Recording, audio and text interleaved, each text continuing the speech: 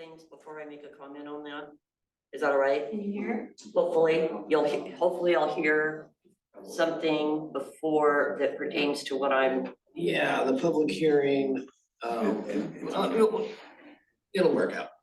So just wait. Yeah, you're supposed to wait if something's on the agenda to do it then. Okay, that's fine. Okay. I can wait. Anyone else? Yep. Hello, I'm Jenny Morrison. I'm with the Yamhill Economic Development Committee.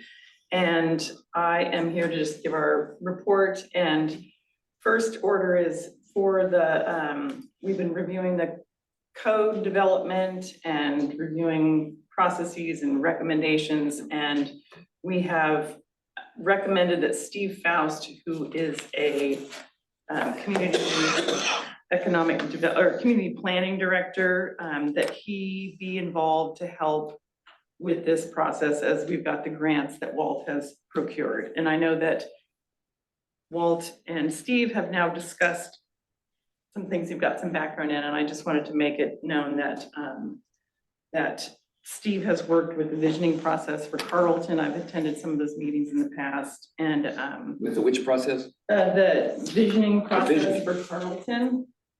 Yeah, so Kara Weber and I, on behalf of the Yamhill Downtown Association, met with Steve Faust, who also brought in Doug Rux, who was recommended also to talk to. So there's been a few people with experience that we have engaged with who can provide perspective and professional qualifications to like help with the code development. So in discussing this with Steve and knowing that Steve got kind of some background and talked to Walt, what we'd like to do on behalf of the Economic Development Committee is recommend that Steve be utilized as the person to help with moving forward with implementing the grant, doing the code revisions, reviews, etc. Mayor Potter has been in the loop on communications with Steve, with Doug, and we've just kind of handed the next steps over to get your approval on this. And then also, again, Yvette has been in the loop on the communication, and the next step that she has organized is a May 6th kind of a joint discussion that's pulling in everybody from city council. March 6th. And so at that time, Steve will be there, Doug Rux will be there, and we just are behind getting these people with experience to represent and to help us, because we can make the best use of our funds for the grants and have, like a thoughtful process on developing the code concepts. So that's what we've got there. All right, I have a couple of questions. So is Phil still meeting with you? Philip still meeting with you? Yes. And is Steve going to become part of the committee, or is he kind of consultant for this period of time while you're doing this? How does that look? He's not part of the committee, but he is somebody who could be hired by the city to help. So, and I think perhaps Walt could provide some more clarification, but with the grant funds that have been procured for both the housing needs as well as the code Okay. revamping, part of the funds include having a consultant to help guide that, because none of us are experts on that. And so Steve is somebody who is experienced in this, has some good references. He's been recommended by multiple people. And so he's somebody that we would like you guys to consider utilizing. And again, he'll be at the March 6th meeting and can share more background and information. Now I'm understanding. So Walt, I think we said in the past that, yeah, it'd be good maybe to hire somebody to do this. And because first I'm thinking, well, that's Walt's job, code and revision that. But in this chunk of stuff with this grant, we talked about having somebody else do it, and this is the person, sounds like. Is that right? A couple of things here. First of all, good evening, everyone. From a straight ahead point, I've talked with Melissa Aherns at DLCD. I let her know that these are two projects that will take a long time. I mean, they're not going to be done overnight. And I was hoping the city would go out and contract with that. She saw no issue.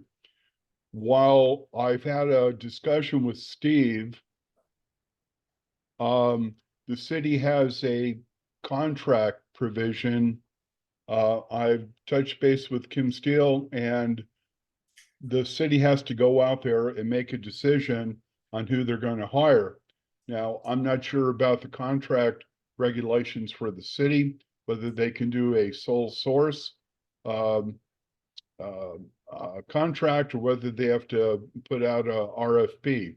So we're not behind the 8 ball in terms of timing, but this is something that we have to move along.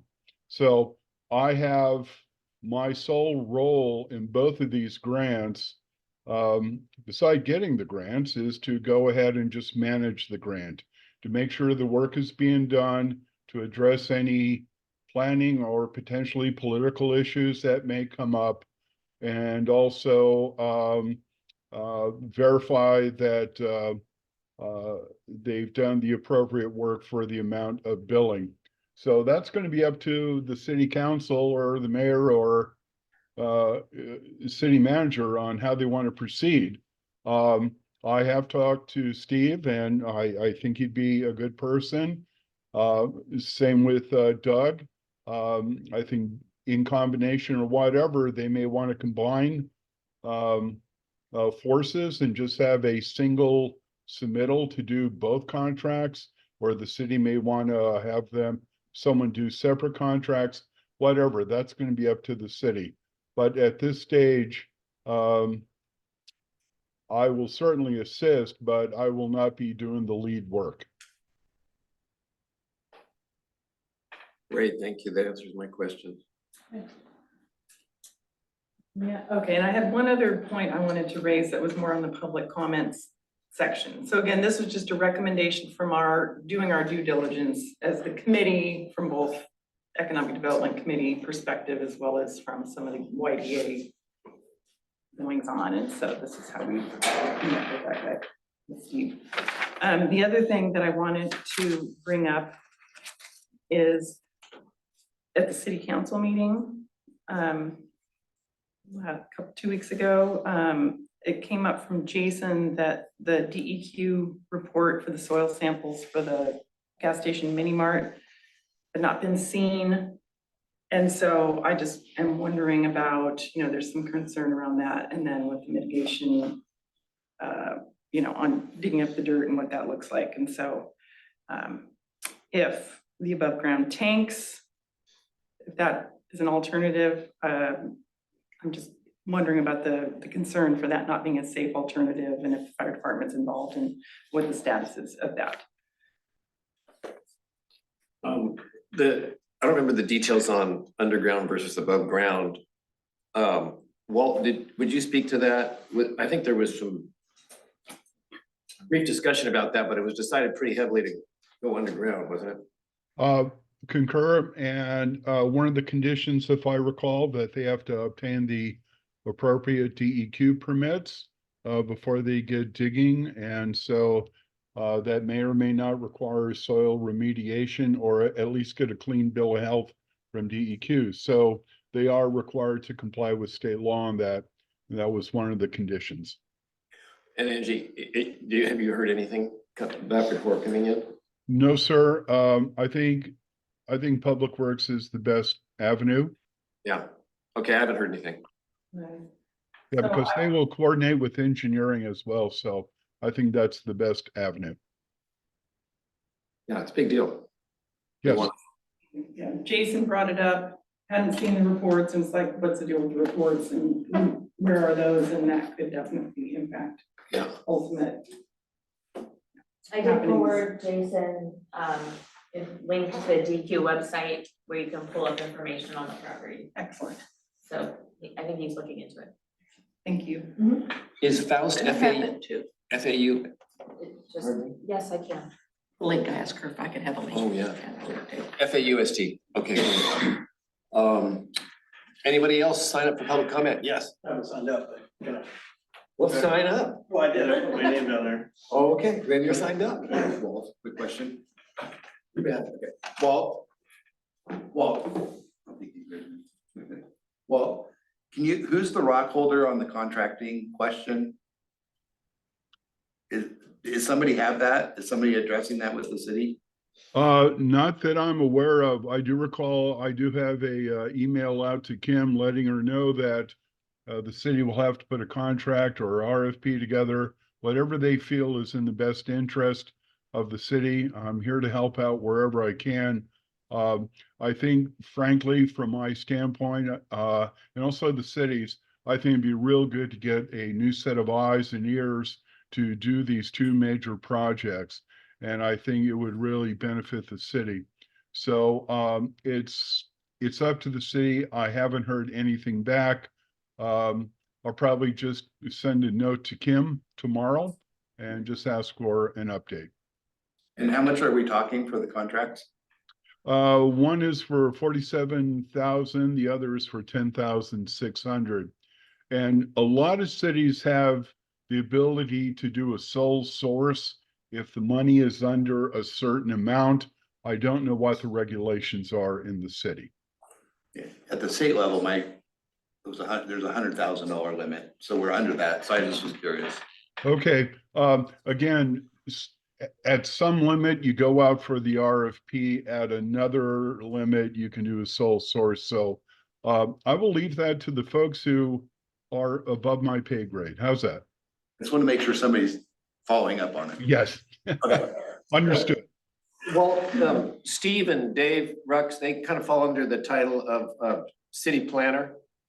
They're city planners, what would you call them? Rux was the planning administrator, I think, in Newburgh.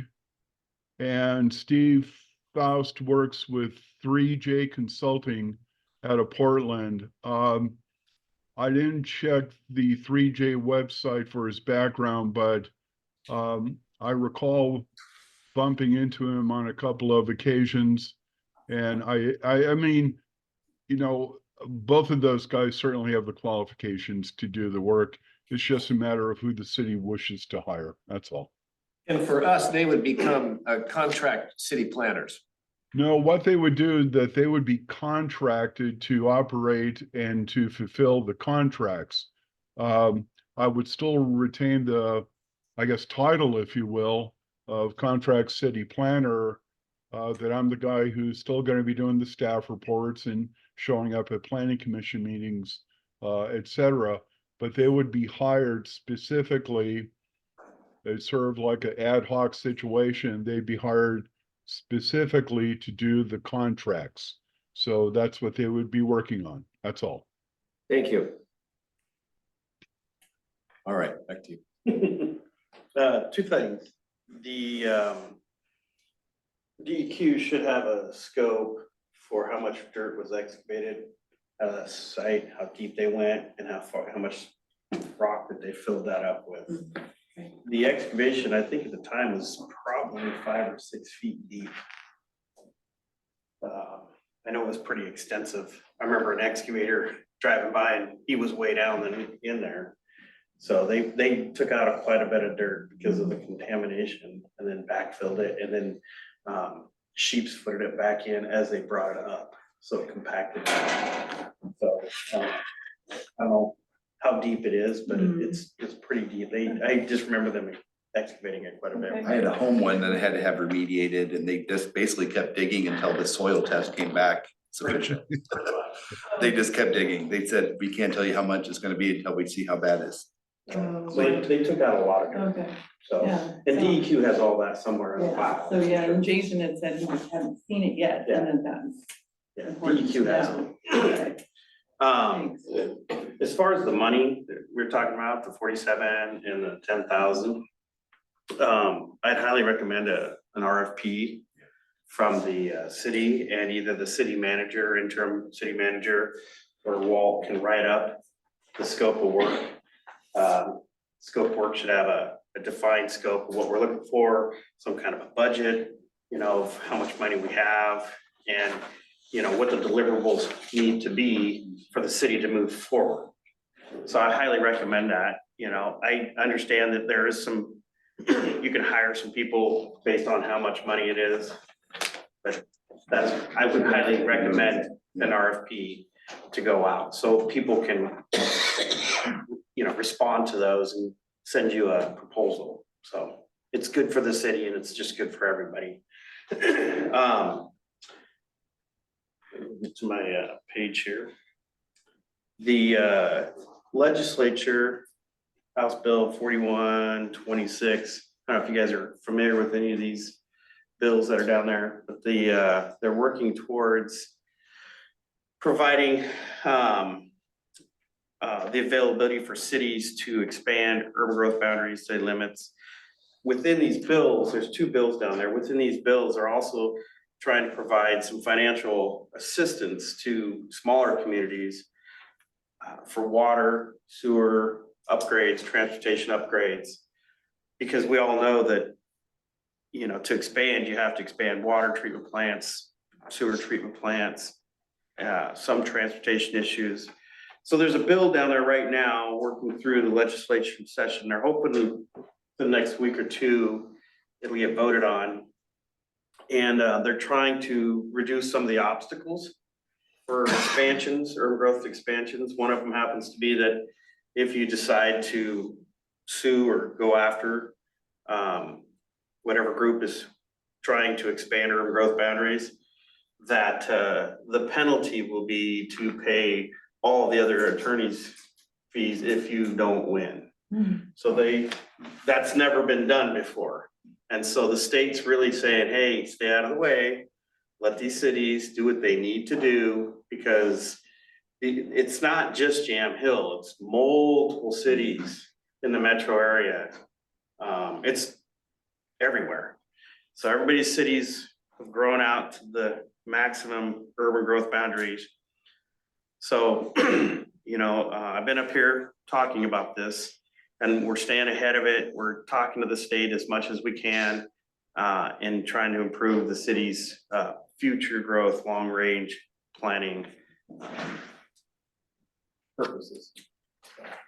But I just wanted to update you that there's a couple really good House bills, and they're trying to make it where we don't have to go through the county, we either go through the city to expand our lines, or we just skip both the city and the county and go straight to the state. They're really trying to get this thing streamlined. So, and it's a good thing. Now, I think there's gonna be a window of opportunity, and I'd like to strike while the iron's hot. There's some funding for maybe a water line connection from Hillsborough to here, to bridge that gap for some of those summer times when we're, you know, a little lean. There's, you know, water line running through.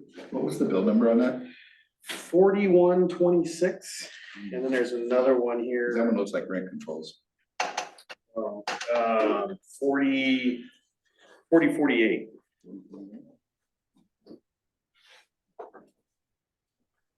Act relaxing housing standards established, the housing office enforcement. Allows the UGB amendment and limits counties' roles in UGB amendments. So that would be the 4048. So we're keeping an eye on those. Those are gonna be really good for all the communities. This is the first time I've seen the state this proactive, because they realize that if we can't have housing, it's really gonna affect everything. So anyways, that's my update. Well, are you, do you have anything you want to comment, what we should know about what's going on? My usual comment on any legislation is, I will read it once, but wait until it's finally adopted. What's the old saying? You don't want to see how legislation and sausage are made. Okay, thank you. So I'm waiting. However, from what I've read, it is more sweeping than anything I've ever seen from the state. It's amazing, isn't it, Walt? It is Yeah. about time too, but Yes. that's me. That's all. All right, anybody else sign up for a public comment? Very good. Anybody online? I have a hand raised. Do anybody else online wanna make a comment? All right, we'll move on. We don't have any presentations. We'll go to the public hearing on conditional use application by Yamhill Carlton School District to install electronic message sign. And for that, we'll go to public hearing procedures. And the chairman reads the following hearing disclosure statement. The criteria which must be satisfied for approval of this action are listed in the city staff report.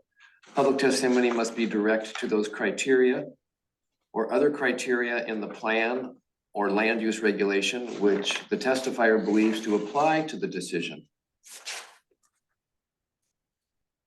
Read that again. Public testimony must be directed to those criteria or other criteria in the plan or land regulation which the testifier believes to apply to the decision.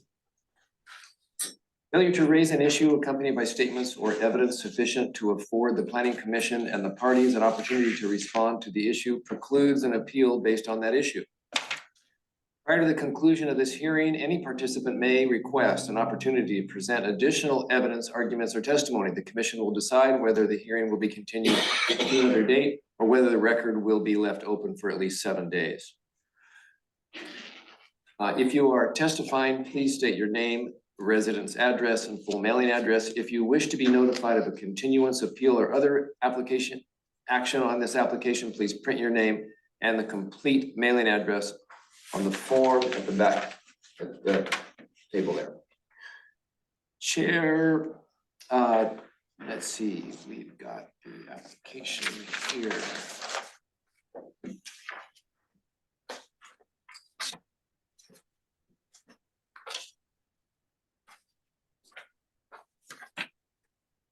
Applicant is the Yamhill Carlton City School District. The application type is conditional use variance. Does anyone challenge the planning commission jurisdiction to hear this application? If any member has a personal bias or conflict of interest, they shall declare it now. Any member. If any member of the commission has made a site visit, they shall state their impressions or observations. Chair asks for, okay, so Walt, would you give us the city staff report? Okay, thank you. Here we go.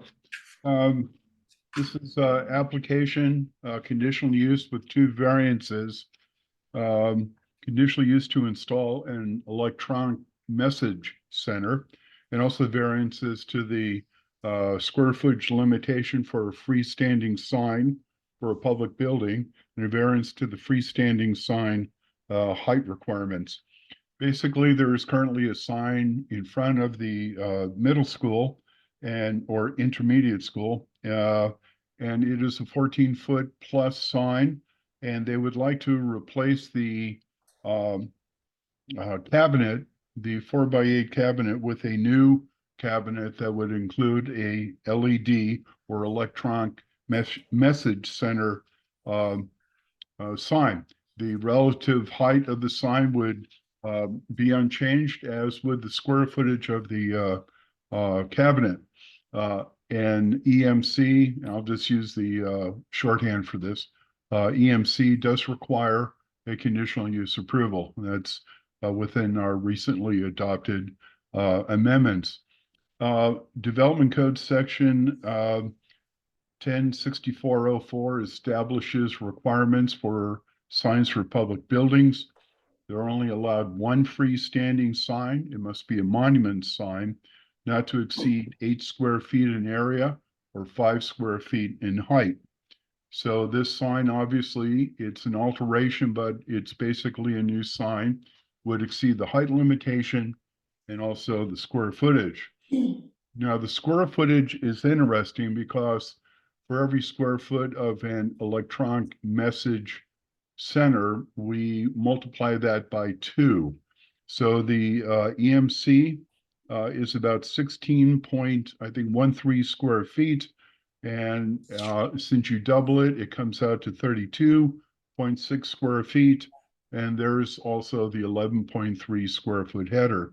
So effectively what they're doing is going from an 8 square foot sign to a 43 square foot sign. And again, since this is an increase, a variance is required. I think it's important to note the variance is not subject to our standard variance criteria, but we have a separate set of criteria found in 1064-20. Although the process is the same, both the conditional use and variance are heard by the Planning Commission. I think the core of this application really comes down to the existing cabinet will be replaced with a new one containing EMC. And this requires a sign permit, and the permit cannot be issued unless both applications are approved. Just for the record, the applicant submitted all the necessary material, was very patient with staff to get the additional material and site plans in. And so they've met that test. Now, with regard to the conditional use, we'll find the criteria in 10-104-030, and the criteria are noted as follows.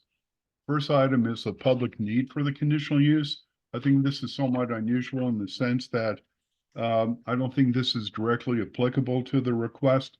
Signs are permitted on the property. The applicant is simply requesting removal of an existing sign and replacing it with a new one.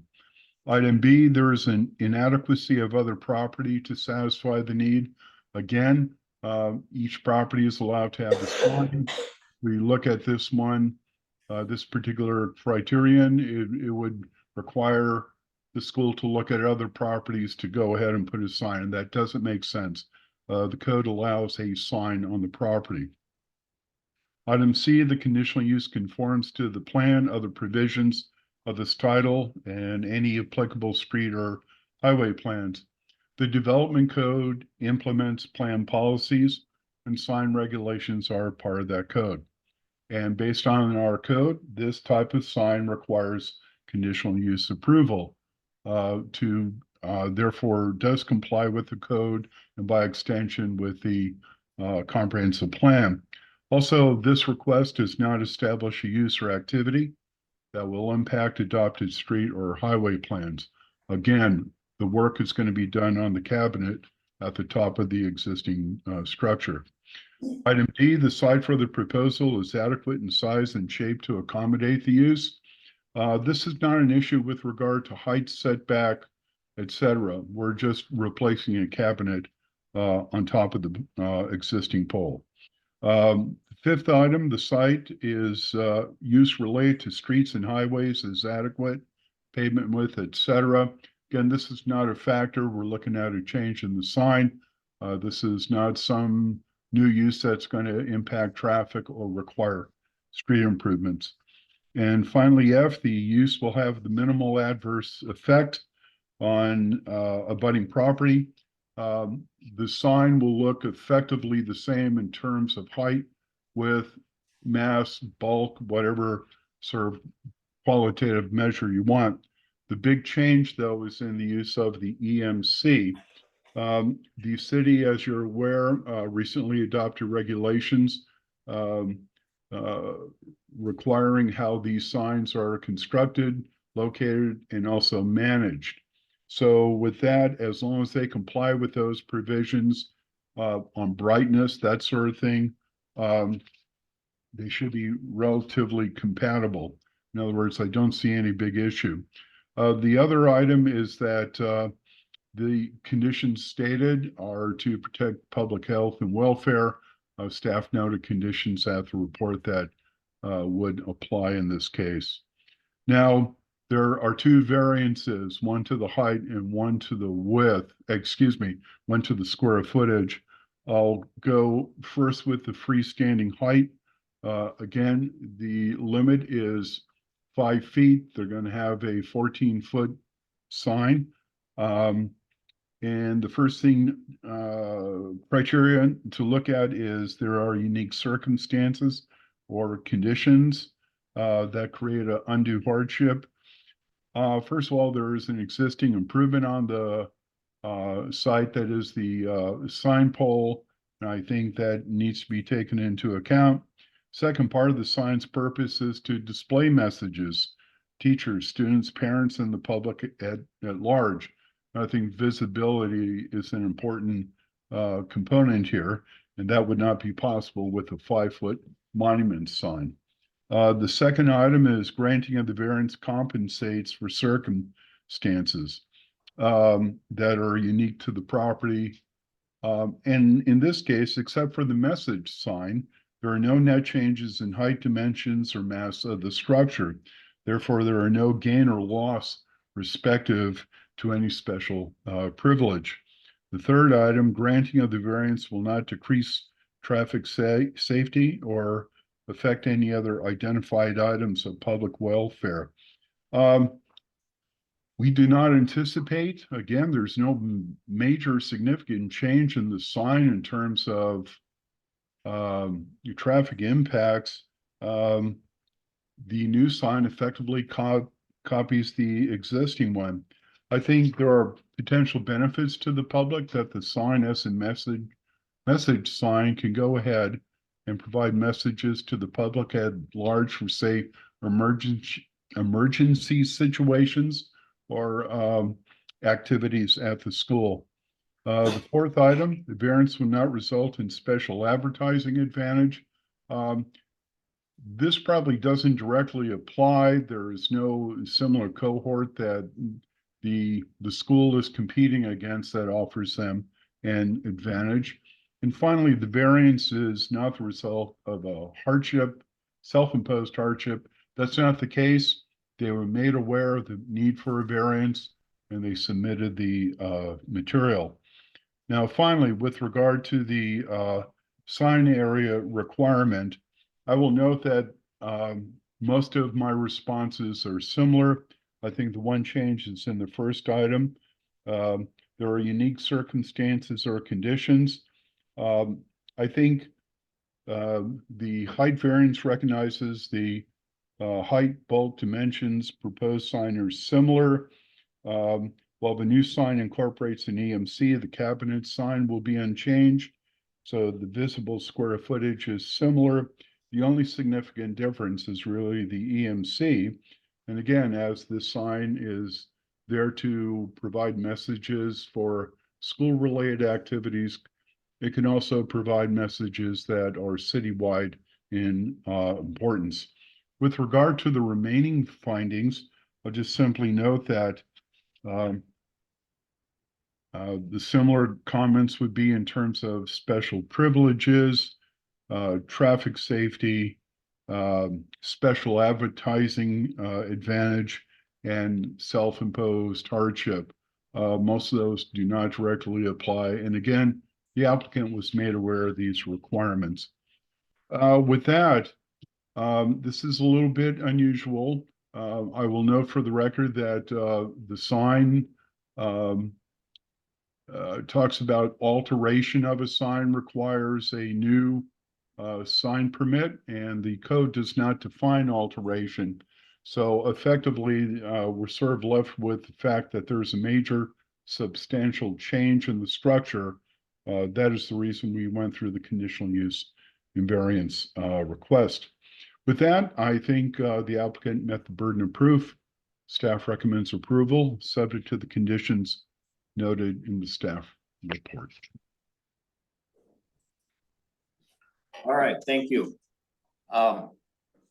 Questions to staff? Should I jump in and ask all the dumb questions so I show how much I don't know first? Okay. Walt, Yeah. I'm a little bit surprised that, I mean, we spent a lot of time on electronic signs. Right. this is 5 times larger than what we said we thought we should have in town. I'm not disagreeing with any of that. The maximum square footage for a EMC publicly related is 24 square feet. Okay, that's the standard. But you take the square footage and double it to get the total sign area. Bear in mind, I'm looking at total sign area. And the total sign area limit is 8 square feet. And they're putting a sign up of the same size and dimension as before that will total 43 square feet based on how we calculate dimensions. I guess my concern is that we're putting a fire station sign on a 14-foot pole. And that's kind of what, we've got to really say why that's okay and how it's not really that to ourselves, if I'm gonna approve that. So I think I want to talk about that for a few minutes. I looked up this particular sign, it's capable of rudimentary graphics. I can't play movies on it, but I think you can do fireworks, you can do explosions, you can do dinosaurs running across, things like that. I just looked up the code here and in the general commercial public facility overlay, which the school is in, right? Or not? Zoning, there's. Yeah. I think the way it was worded that it would include public, the code talks about public buildings. Okay, and that's where the variance is to. It talks about public buildings or semi-public Well, I'm buildings, looking at the zoning, there's a category for general commercial, right? C3, or public facility overlay. So the school is in the public facility overlay? Yes, because also the high school is as well, so Yes, it's like, right. it's like the thing. Okay, alternating message is allowed there. It's not allowed light industrial or residential. So alternating message, so when you go down to the alternating message part, it says it won't change, it'll be held constant for a period of 15 seconds. Mm-hmm. So that's a lot different than the fire station sign. And that's one reason we wrote that, is we didn't want. And my concern is levels of light level changing, right, to dark at night. And I read the applicant said, we are aware of, basically light nuisance lighting. Mm-hmm. But I would like to, of course, they'll have to comply with things can't change more than every 15 seconds, but I would also like to have something that, I'm not an expert on how much light will be hitting those houses, but going from light to dark may be something that people are noticing out their dining room every time it goes from light to dark. That's a concern I have. Mm-hmm. So, anybody else wanna jump in on this at all? And I think we should put a limit as to the time that it needs to go to an off position. That's what we couldn't do at the fire one. It can't be done. But this is a new one. It could be done. Was there anything in the permit about when they shut it off? In the application? No, not that I recall. No, not that I recall. Now, because this is outside of, we have to approve things that are within the criteria, but this is definitely not in the criteria. We will be making a variance. We have complete say on, we can put criteria on this, correct? You can change the criteria that is written, but you can condition it. And you can also, like anything else, you can make a finding that the application fails to comply. And that's also within your purview. If you recall that there's that section at the end of page 7 that gives you the options, and one of those is definitely approve with conditions, or modify the conditions, or deny. So those findings would be easy to find based on the fact that the sign is too big. I mean, that we would be within very reasonable decision-making, the scope of our decision-making ability to do that. Is that right? Correct. Now, all that said, we want to be able to change that. We don't want people climbing up on a ladder. It's dangerous to change, or poles, and we want it to be convenient for the school. We want it to be well advertised what's happening. But we have a real scar on our face because of that fire department sign. And I want to stay as far away from that kind of situation as I can. So hours of They operation, just say here, go ahead. the digital sign will not cause injury or materially detrimental to Yamhill community. This sign will be programmed to meet all new city ordinances for light, movement, strength of illumination, and activity during the day. The digital sign will not be a nuisance to the community. It will display blah, blah. Anyway, This is in the permit you're reading. this is in the permit. Yeah, right. So they're aware, but Well, they said it can be done. yes, so we have to say it will be done. Absolutely. Yeah, okay. So hours of operation is maybe a way to calm me down a little bit.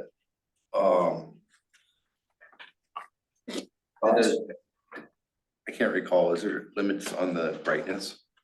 It said it can be. Right, but I mean, in our. In our code, no. I think Walt has told us that this is something we can do. Maybe now we should go forward with more pro, con, public testimony.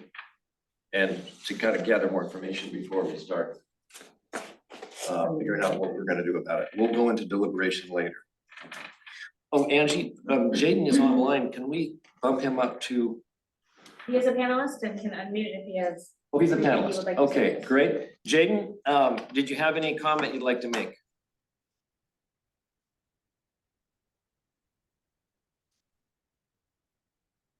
And welcome to your first planning commission meeting.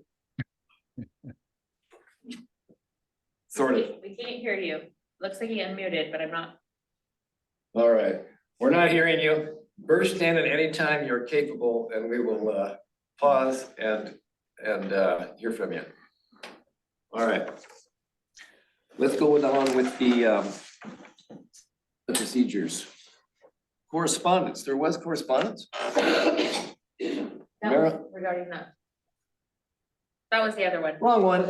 Formula business. Thank you. Applicant's presentation. Do we have representation from the applicant? Yeah, I can speak. Jackie. Jackie, hi, I'm Jackie Asham. I'm at 7007 Northeast Mineral Springs Road in Carlton.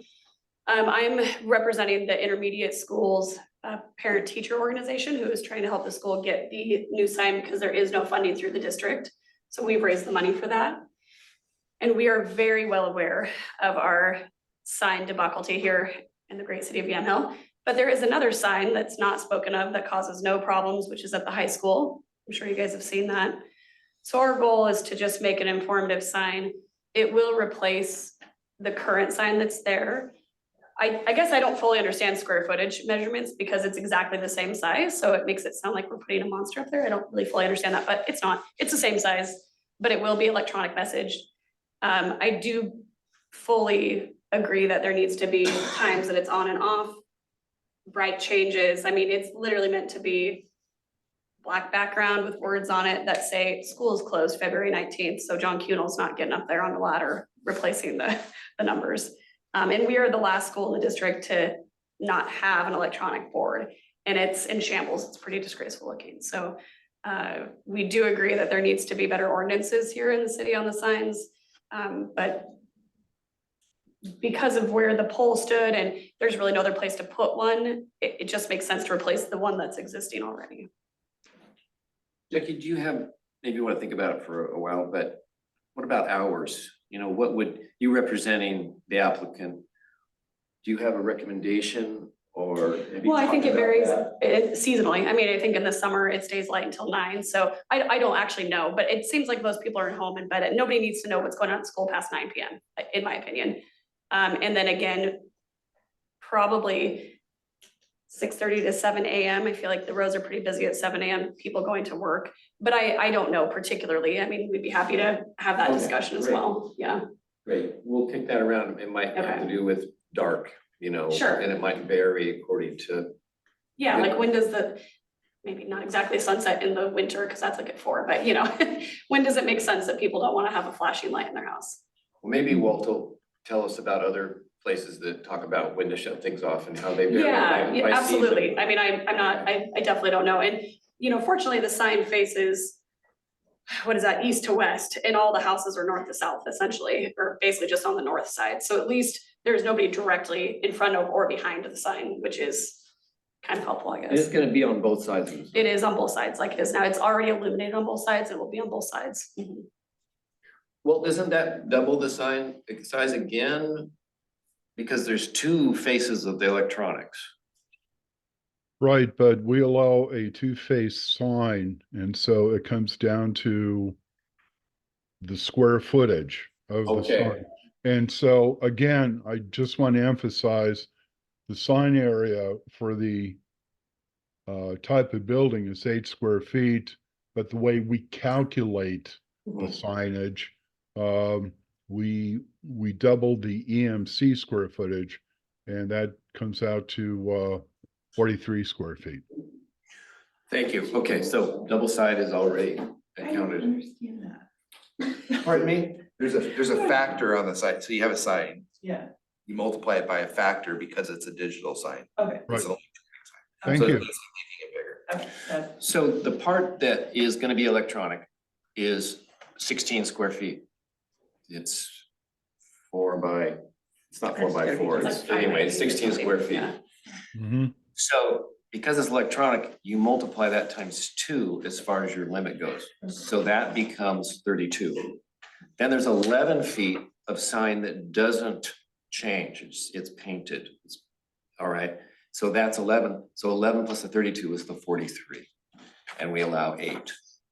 Supposed to be, you know, open, it's kind of a So- sign. Okay, If you had an 8 square foot sign, like ordinance, would that mean that if you had an EMC, it would have to be like, what's actual dimensions for that then? 2 by 4, that's 8, no, 1 by 4, because you multiply times 2, is that what it would be then? So 2 by 4 would be, or 2 by 2, is that, so that might, So you have that, to have a 2 by 2 sign to make an 8 Well, square to be your ordinance? Interesting, that's true, because Yeah, I mean, that seems- you would have to double it, so a 1 by 4 times 2 is 8 square feet. Mhm. So that seems impractical for a school district to convey information, when currently the sign up there is already 5 by 8 or whatever the I agree. cabinet sign is, you know. Okay, anything else, Jackie? No, I appreciate you guys' time. Thank you. Thank you. Let's see, the procedure here. Okay, Walter, question? Yeah. No, okay, well, Yes, restrictions on how the sign is used, like for text only or that kind of thing? you're getting into a First Amendment issue.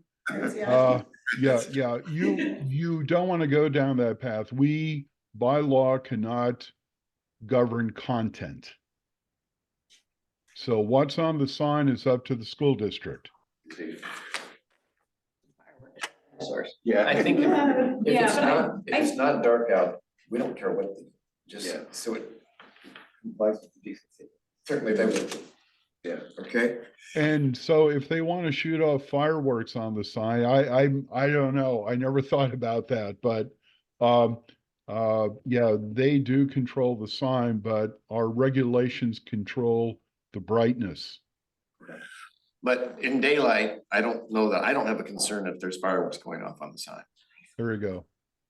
Jaden, are you with us yet? In a way that you can respond? All right.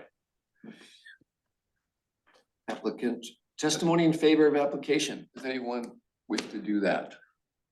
Go ahead, Chuck. Come Come on up here, make it Do I have to full, get up there? name, address, the whole thing. Well, a couple things. We have technology now, so they could easily put a timer on it to turn on at Yeah, 6 o'clock in the morning and then Yeah. shuts off at 10 o'clock in the evening. And that would just be 24 hours a day. I mean, set it once and never touch it again unless they want it to shut off at 9 o'clock. I don't know, but Yeah, I mean, we're I open think to 10 o'clock whatever. is kind of, everybody's going to bed hours, and if it shuts off automatically, that would resolve that problem either through an app or something, you could get that to shut off. Yeah, I think actually all of the programming through the sign is done through, like basically an app on a phone. Right. I mean, it's all very set it and done, And yeah. and there's the sign down here is a video sign. I don't think your sign is a video sign. No, it's I'd like to clarify that on the record, that you guys aren't putting up a no, video sign, it's more of a dot matrix I don't, pixel type sign. I guess I'm not sure. Similar to the I would one, hope we're getting a cheaper one, because I'm sure video sign is way more expensive, so, Yeah. no, similar to the one at the high school level, and at the elementary school, okay, so yeah. just the red dots that, correct. yes. And I will clarify that, because, I mean, I would assume that'd be less expensive, which would be nice for us, so, Yeah, because well, I would just provide them with a specification sheet. they should have all of that. Oh, okay, That was provided by the sign company, it's just a little over my pay grade as far as understanding it. oh, okay. the graphic capability is text, graphics, logos, basic animation, video clips, multiple font styles and sizes. So So maybe it is capable of doing you video. can do explosions and dinosaurs and maybe some video clips. But again, if it's not dark, I don't think there's a problem. Okay. So Thank you, I mean, that's all I'm Yeah. for it, but we can just, Yeah. easy resolution to put a timer. Yes. Thank you very much. Any other testimony in favor? I don't have an issue with the sign, I have concerns with it. Again, Patty Perrin, 215 North Maple Street. I live right in front of the school parking lot between the middle school and high school. So the sign is not gonna affect me in any way, shape, or form, but if there is a sign of that size, there is a house, one block, it's at the other end of the field, the baseball field, that sign will shine directly into that house. And then there's also a couple houses that are on the right side of 240 that a sign of that size will definitely shine into their homes. And the only reason that I say that is because I live directly across from the bank, Umpqua Bank. And they put new floodlights in their parking lot. The normal ones that are on the bank on the parking side, I don't have an issue with it. But when they put those floodlights on there, it shined directly into my kitchen. It goes in my dining room and then reflects off of the mirror that is on the other side of the window. And it also shines into my living room. And the bank was nice enough when I called them and explained to them what the situation was. And they put it on a motion detector, motion sensor. So I don't have an issue with it anymore. But when I come out of my bedroom in the morning and go through the bathroom and come into my kitchen, the other day, those were just shining and it was like, oh my God. Because they were right, I mean, they're right in your face. Anyway, a sign of that size is going to reflect on those homes, whether they're directly in line with it or not. But like I say, I don't have an issue with it. And then another thing you need to also take into consideration is during school, months of school, when they're open 7 days a week, for the most part, there is something going on at that school. Whether it be just this last weekend, both Saturday and Sunday, they had some kind of a tournament. And so, like I say, just keep that in mind as far as shut off hours are concerned. Because if the sign shuts off at 9 o'clock, I don't think anybody would have an issue with it. But if it goes till 10 or 11, I'm up at 3 o'clock in the morning, so if I had a sign shining in my house till 10 o'clock at night, I would not be a happy camper. Anyway, and the only other thing that I had a question on was state highway requirements, because that's a state highway 240. According to what's in this, they'd have to get state approval for that sign. So I called ODOT and spoke to their person, and Walt probably knows way more about this than I do. But they said because it's on the school's property and doesn't hang over into the street, it's actually city. Really? Mhm. That's interesting. So it has nothing to do, yeah, Anyway, not need a so- state permit. But like I say, other than that, I don't have any issues with it because it's not gonna be shining in my house. But that's not to say it's not gonna shine in somebody else's house. All right, thank you. Any more? Any testimony against the application? No hands raised online? Chairman Moore, Robert I Davis, didn't see it, Dave. Yeah. 212 North Maple Street. Committee members, thank you for coming and appreciate this opportunity to speak. Like Patty, like Chairman Moore says, I'm not against it, but I think control and probably better coding for this sign would be in order. For instance, it is in a residential district. It's not in a commercial district, it's in a residential R2. The original sign is 4x8. So if we put a 4x8 sign, that makes it even the size of or a little less, a little bigger than the sign at the fire hall, which we had issues with across the street in those residences. So size is important. Brightness. No problem during the day, but as we full well know that the fire sign was a nuisance at night. And I live a block, a catty corner block from the fire hall, and in the fog, I can see that sign over and around the two buildings. So I don't see it directly. I see the outline of the sign in the fog. So I know it's there. It's bright. So, and that's in its current state. So brightness is a issue for me, and I think so many others as well. Length of time that it's on, as you already spoke about it.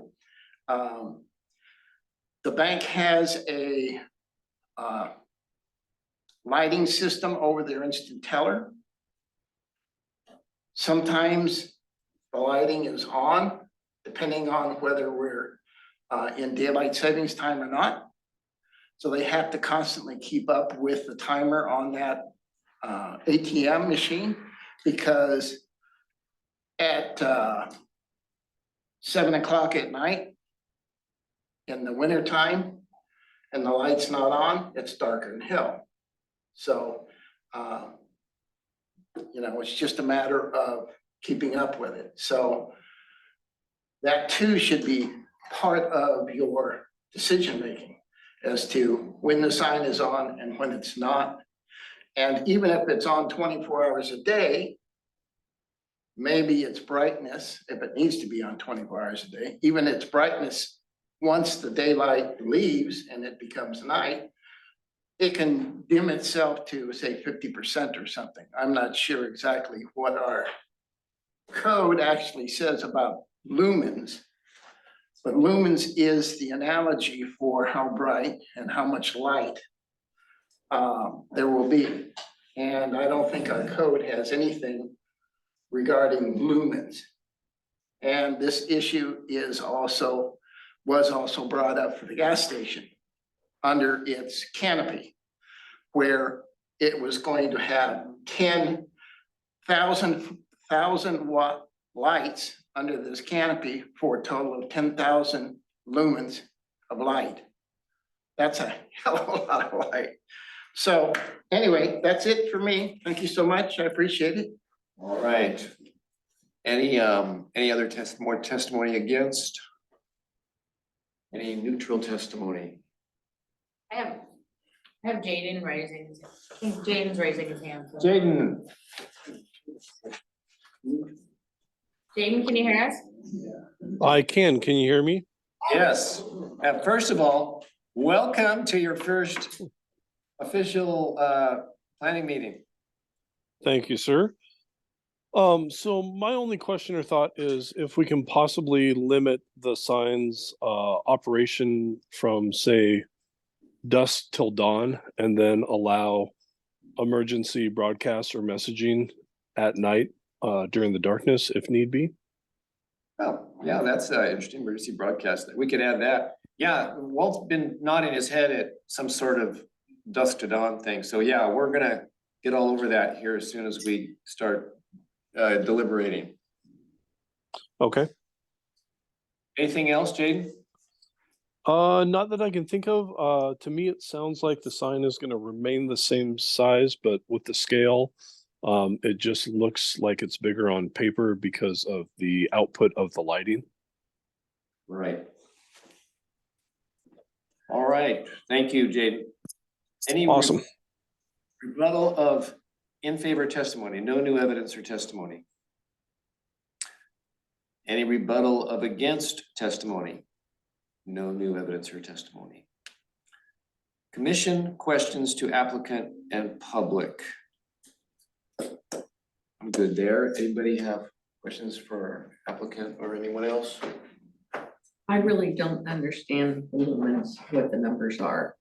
Yeah. And so I really, I guess I would want to know that for sure, before we sign off, that somebody's gonna prove to me that we're not gonna have a fire sign again. And I hear, I agree, you know, like maybe 9 o'clock, I think that's a good time. But I really, and it's really important to be able to, the sign that's at the high school has been there for quite a number of years. So what it is capable of versus what this one would be capable of is gonna be totally different. Yeah, and Sue, I'll be honest with you, I think that that's a great point, and I don't think I myself have a clear understanding of that either, just with how all the fancy lumen numbers work. I'd be happy to get all of that. I was told that it's very programmable and you can decrease that Very good. at any time, in any place. But I can get that confirmed and give you guys a reasonable, without a doubt, confirmation that it can be restricted to a certain amount of lumens past X, time of day. Well, and I'm a real visual person. I think 90% of us are very visual. And I don't know if there's a way of getting a visual of it so that we can see what it would be like, because this fire station one, now that's a new sign, basically. And yet we're told that we can't do anything for programming or for, Right. it has none of those functions. See, this available. one I do know does, because it has X amount of colors. So you can, but our intention, and I understand this is hard to go with, is basically to have a black illuminated background with writing on it, or orange writing, or black writing on orange background, something like that, just to display information. Well, and you gotta make it so that people can come down the road and they can actually see it. Correct, yeah, And because they're, even though it's 20 miles an hour, it's still right, and you're looking for kids and. right. I mean, the school obviously has no intention of putting a skiing Grinch on it or anything. But I understand what you're saying, and it would be nice, So looking at the specs for the sign, it is dimmable. yes, The okay, question is it's whether fully it's- programmable, Right, but the question is, can you program it to change at different times? So like at 9 o'clock, it goes down to hard, it's just barely Right. there or something. my understanding that it was, but I will reach back out to the sign company I'm working with and clarify all of those things. So my question is, do we know, say how many lumens the fire station sign is? Do we have, is that a reference we can get? So we have some idea of what we're looking at. Yeah, something that will. Or the high schools. Yeah. I know the fire station sign is You have the obnoxious. answer? I have your answer. I don't know your answer, but I know where to look for your answer. It's in the minutes during the conversation when we all were sitting in here trying to figure out how to build a code for electronic sign. I think that the fire station sign is not a problem during the daytime. Would you agree with that? Other than the eyesore. It's an eyesore, But yes. but as far as it's the not too light bright. pollution, Yeah, I don't think. it's And better so than it- day. I would be very surprised if this sign was brighter than that one. So you're concerned. Oh, yeah, it won't be brighter, Putting yeah. So it is not brighter than that. No, yeah, There's no effect of one of these electronic signs in the daytime. So if we shut it off, there's no concern about the lumens, I don't think, in my So my opinion. only concern is dusk in the winter is so early. And athletic events and stuff are going later into the evening. Yeah, dusk is awfully early. Mm-mm. That's my only. So your concern is if we say, hey, it has to go down when the sun goes down, and you've got an app and you can do that.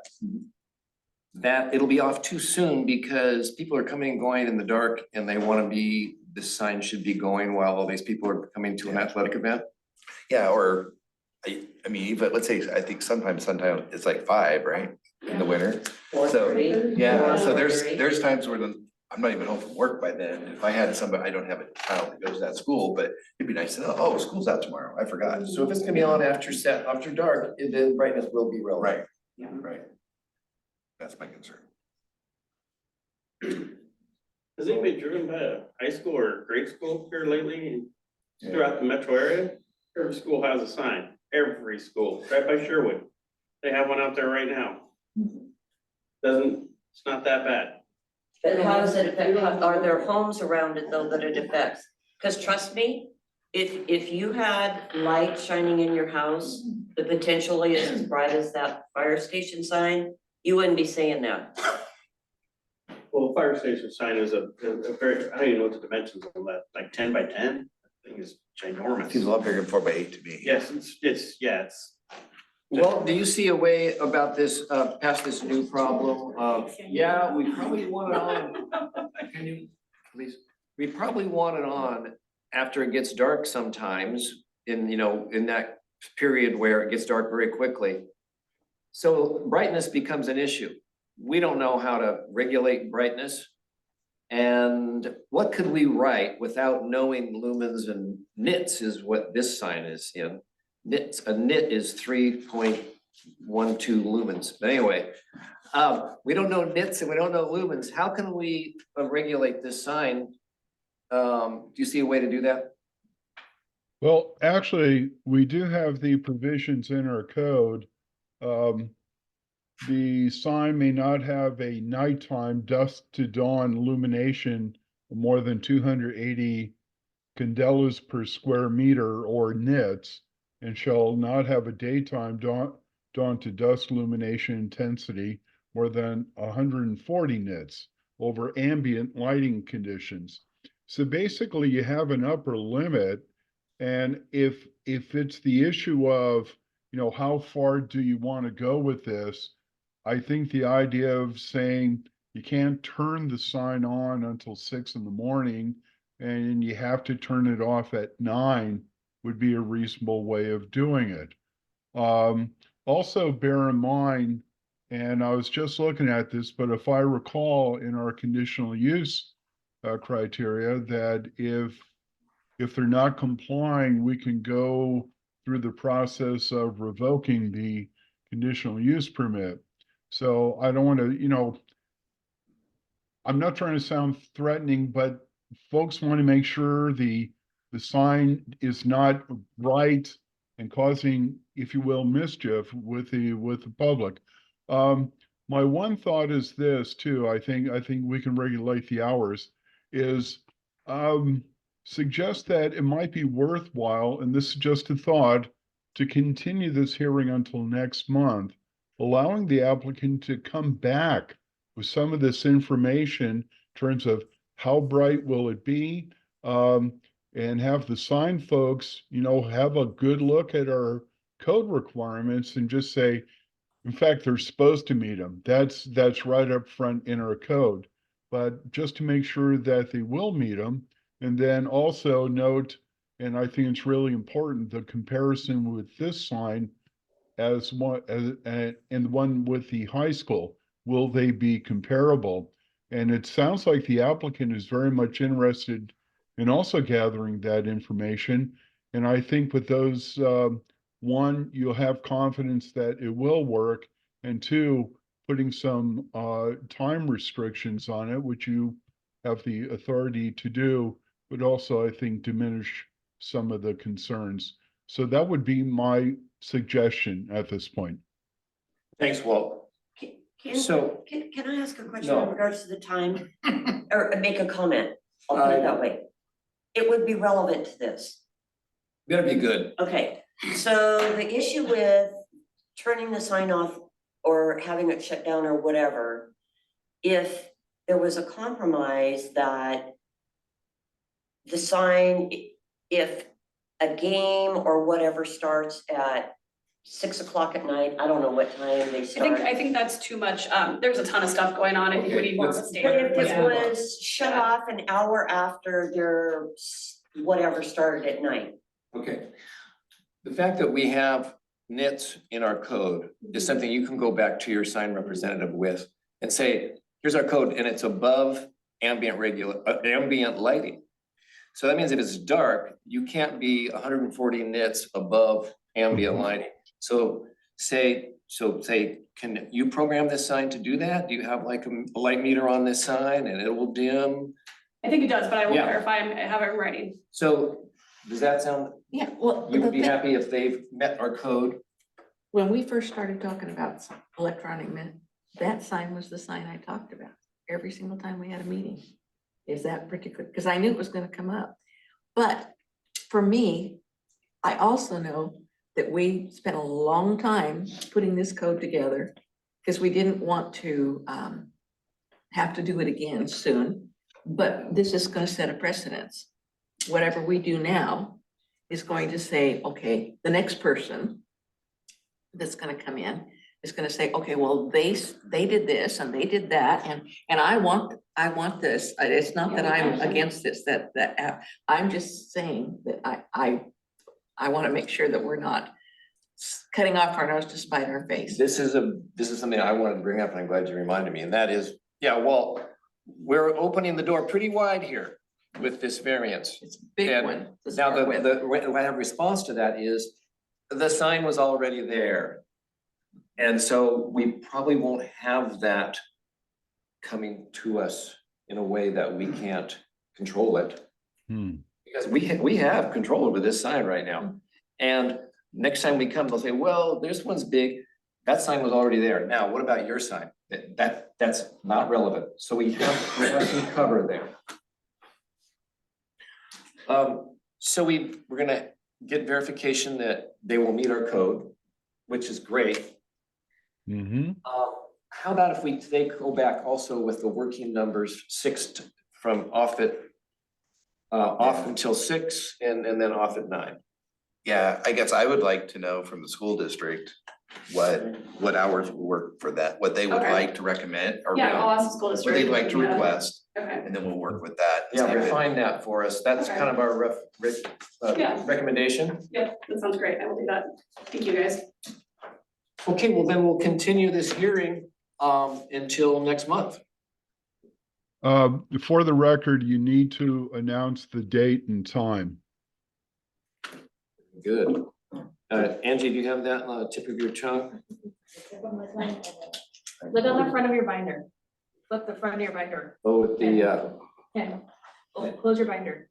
close my binder. Yeah. It's March 18th. Yes, March 18th. At 6:30 here. For the record. Okay. Thank you. Great. Well, then we'll close this hearing. Excuse me, we will continue this hearing and stop talking about it. Next hearing. Start over. Thank you, Jackie. Thank you, guys. Appreciate your time. Flip to that next one.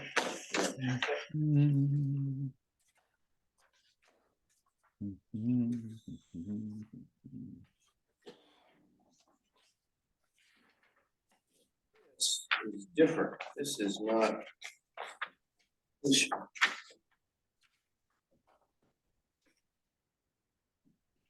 These are code amendments, so.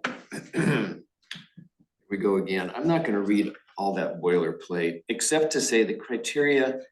Public testimony must be directed to the criteria that you'll hear from Walt. If he doesn't talk about it, don't talk about it. All right, I'm gonna open the public hearing. The application number listed on the agenda. It's just the formula business code amendment.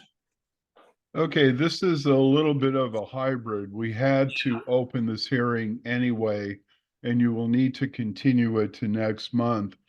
What I have before you, since we notice it, we have to formally open it. But, and so it will need to be continued to next month. But what I'm driving at here is that we were going to have a work session in January. Unfortunately, I was on the downside of recovering from pneumonia and could not make it. But what I need to do is talk to you about formula business. We left a lot of things open on what we want to do. So let's just have a quick kind of summary. In the staff report, there is obviously an attachment that looks at the proposed code language. Again, what this does, a formula business regulation would go ahead and put some constraints on generally what are considered franchise types of businesses. They are clearly defined in the definition of attachment A. And the whole idea is that we would have authority through the conditional use process to go ahead and say, what's the best way of putting it?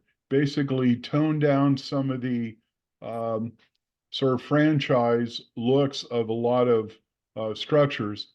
The first time I came into this sort of situation, I recall in Ashland back in the 80s, McDonald's wanted to put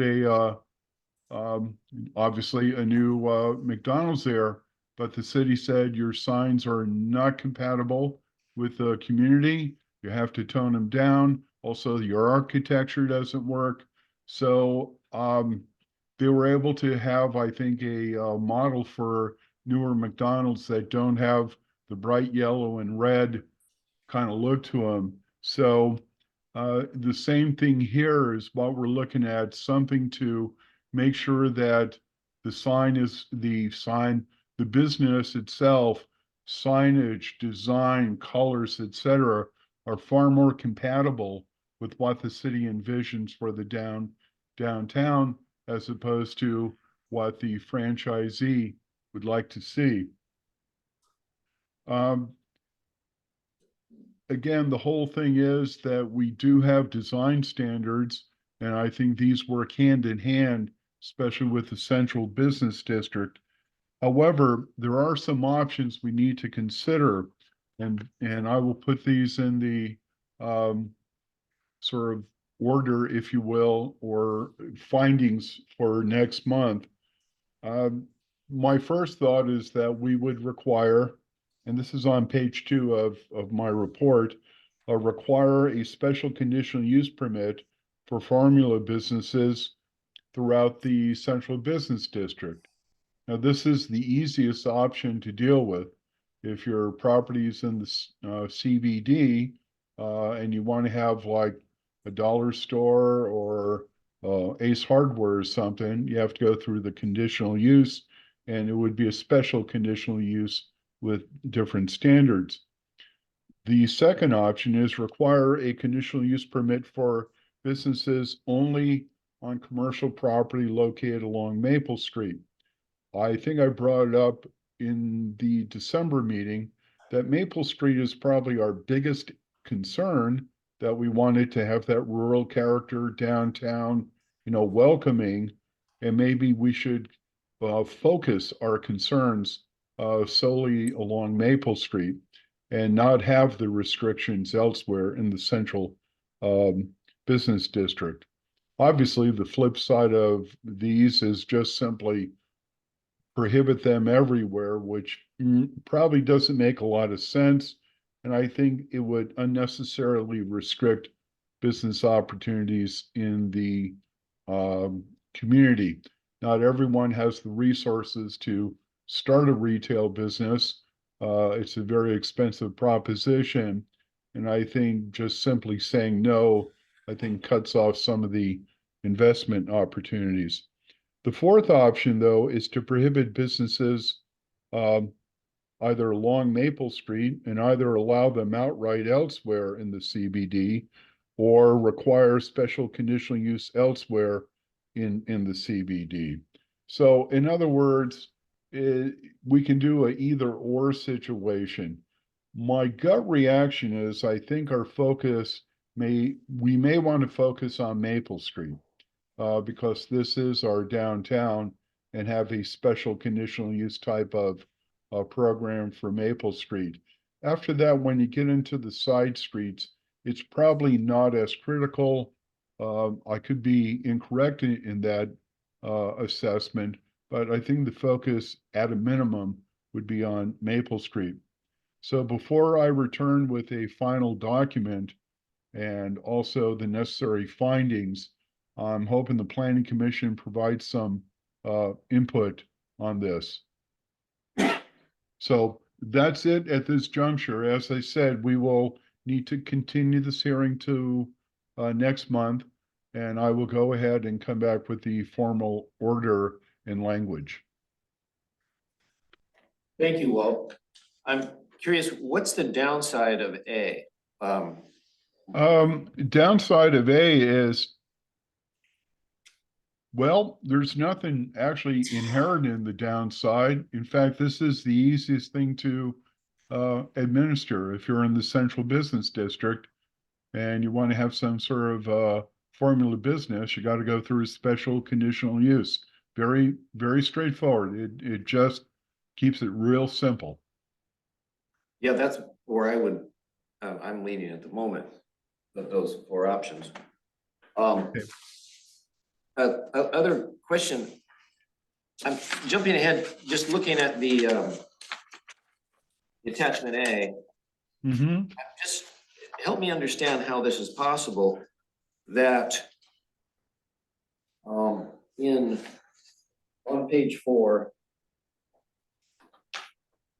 where the businesses are permitted by conditional use procedures, then jumping down to 2, the applicant shall demonstrate in its application that, and then B is blowing my mind. The standard use of corporate logos, signage, or similar markings shall be prohibited. How can we in this free enterprise stop somebody, McDonald's, who's put billions of dollars into their logo, stop them from having it on their store in any size? Well, that was a stretch on my part, and it might be a little, let me put it this way. I've already sent this out to DLCD, and I've had 0 feedback or comments from them. So I don't think they see this as necessarily an issue. However, I understand your point, and I think now that you mention it and looking at that a little closer, we might be bleeding into an issue of content. And when we get into that, then we get into all sorts of areas. I may need to rethink how I word that, but I just didn't want to see, I know McDonald's seems to be the easy one here, but give them the option to come up with options for the community. And maybe that might be a better way of doing it. Let them design something that shows how it's going to fit in with the community, and maybe reword this to say, regular corporate franchise logos should be toned down or should be modified in some manner as to fit more into the community character. Tough one, but I'm really concerned with just everything looking like a franchise. Yeah, just that the building will fit into the character of the community might be enough, and then we Might be can, enough. then we I- can decide whether it is or isn't based on contrast of colors and, you know, orange on green on turquoise. Whoa, whoa, whoa. Right. No, I think you're right on that one. So, let me go back and re-examine that Okay. one, but, let me make a note on that, but I definitely understand your comment here. This is great. I mean, I'm all for this. Let's see, we skipped a lot of the procedure. We went right to the staff report.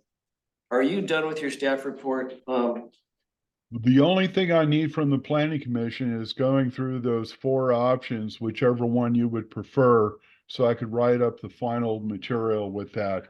But certainly, that's the only other thing I need, and I am done with the report. Might be a good time to suggest that you take in any additional testimony. Okay, let's just jump in here at questions to staff. That's where we are now, is what I've been doing. Any more questions for Walt? I don't have comments, but, Go for it. well, I'm also on the economic committee. Mhm. We're the ones that brought this to you. That we wanted to have this addressed. Now, looking at this town, there isn't a lot of places that you can build. On Maple Street, there's basically 0. Because of the service station being approved to go in here. So that leaves the block where the bus barn and the Madsen Green, Zimmerman Green, all that. You know, so if it was torn down, that could be buildable for this kind of stuff. I do not believe that we, as the Economic Committee, brought this to you, the Planning Commission, and I'm speaking, this is our chairman, but I'm speaking as a member of that committee, to think that the only buildable places that there is in town, in the CBD, that you could take that block and turn it into formula business. That is not what we brought it to you for. So I guess I'm not following. Are you saying that you're not? So you didn't bring it to keep it off Maple, you brought it to keep it off every Off whole of, CBD. well, there is not very much CBD in this town. Right. And so, okay, you want McDonald's across the street from you? No. Okay, so I'm just saying, Okay. that is exactly what we want to keep the community look. Now, I'm gonna tell you that if we annex and like, for instance, the Van Dyke property and turn that into commercial. Or down the road somewhere, you know, I don't know, by the park, I don't know where, that there can be more commercial. I just believe that as a committee, we brought this to you to keep our commercial district rural and country and not get into, and it's to totally prevent. Now, we have to look at all the options, but basically, I think we brought it to you to keep this kind of thing from happening. So you're recommending that we prohibit completely? Absolutely, 100%. Ah, I do not believe that and maybe You don't even want to- maybe I'm overstepping my bounds here, but I believe that that's what we brought it to the committee for. Because we did not want another service station across the street like this planning commission approved. And if this had been brought into place previously, like it should have been brought up after the first time they came to us, there would never be a service station across the street from us. So, Walt, didn't we have a discussion, and that's why with this thing of prohibit. We can't prohibit, he's gone. Step away. We, return. Sorry about the break. Oh, so, well, it was just discussed about prohibiting these businesses, might have been the intention of the Economic Development Committee that brought it to us in the central business district. But, yeah, this is an option. I thought we talked about prohibiting that we can't do it. We Prohibit formula dis within the we entire can't CBD. stop a business from opening. We can No. talk about what their sign is, but we can't stop them. No, the thing is that, first of all, in the CBD, you have a list of businesses that are allowed and based on the underlying C3 zone. You can't, just like the service station, you couldn't say no to the concept of the service station. Your authority had more to do with the design. So you have wide-ranging authority over design, and that's really what the formula business thing. This doesn't say a franchise can't come to the city. This simply says that if you do come to the city, we have certain standards that we're going to enforce in terms of the look, the feel, the type of building, the color scheme, that sort of thing. That's where we would have control over. We cannot say no unless we prohibit it in the underlying zone. For example, you want to keep, say, a fast food thing out, all that you do is simply say no drive-in, drive-through facilities. You know, there's other ways of doing it. My whole thing is just that with this, you have greater authority to control the design, look, and feel of the business, and that's really kind of the intent. Again, option A is always just say no, period.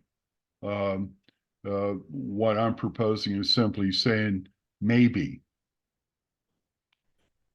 So are you saying then that a business that traditionally might fall into the category of a formula business, but they come in ahead of time and let's say it's McDonald's and it looks nothing like your traditional McDonald's, that wouldn't fit the definition of formula business? They would have to show you what the building is going to look like, how it's going to be set up, and also how the site's going to be designed to go ahead and look at the terms of the look and feel of the community. Bear in mind, Central Business District has some pretty tight design standards. And I think I noted in my staff report that design requirements in chapter 10.46 remain in place. And I don't think these conflict with the whole intent that you're looking at specific design and you're putting another layer of review on with the conditional use. You want to see everything they're going to do. You want color schemes, the whole bit. What I think that you're remembering is that we had a discussion about the Dollar General. Yeah. And we said we couldn't prohibit them from coming in if they came in and had a totally different looking facility that didn't look. That's what I'm talking about. Yeah, we had that conversation, and Walt, you said we couldn't prohibit them from coming in. But you can control what they look like. So, well, I'm having trouble with this word prohibit. I don't think we can use it in C and D. I don't understand the application of that word prohibit. It just simply notes that the use of regular corporate logos. Well, we did discuss this, I think, earlier in the meeting, and it's just like, let me go back and look at that. And so that may be a little too strict.